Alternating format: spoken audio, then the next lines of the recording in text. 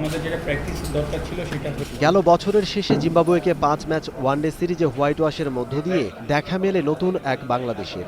এরপর বিশ্বকাপে নজর কাড়া নৈপুণ্য, একে একে ভারত, পাকিস্তান, দক্ষিণ আফ্রিকার মতো পরাশক্তির বিপক্ষে সিরিজ জয়ে বিশ্ব ক্রিকেটে নিজেদের আসন পাকা করে তোলে মাশরাফি মুশফিকরা। ঠিক বছর ব্যবধানে আবারও টাইগারদের প্রতিপক্ষ সে জিম্বাবুয়ে। তবে মাত্রই আফগানদের কাছে সিরিজ হারের ক্ষত না শুকানো জিম্বাবুয়ানদের হালকা করে দেখতে নারাজ টাইগার অধিনায়ক।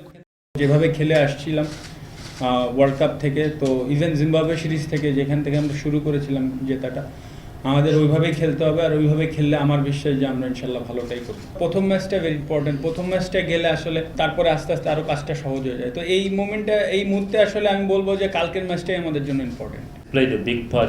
এদিকে টানা হারের বৃত্ত থেকে বেরিয়ে আসতে মরিয়া জিম্বাবুয়ানরা। প্রস্তুতি ম্যাচে বিসিবি একাদশকে 7 উইকেটে হারিয়ে যেন তারই একটা সংকেত দিয়ে রেখেছে অতিথিরা। একই সঙ্গে টাইগারদের ডেরায় কিভাবে লড়তে হবে শিষ্যদের সেই দীক্ষাটাও বেশ ভালোই দিয়েছেন বাংলাদেশের সাবেক কোচ ডেভ হোয়াটমোর।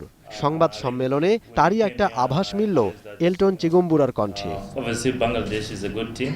বাংলাদেশ শক্ত প্রতিপক্ষ, তবে দুদলই জেতার জন্য মাঠে নামবে। ম্যাচটা বেশ প্রতিদ্বন্দ্বিতাপূর্ণ হবে।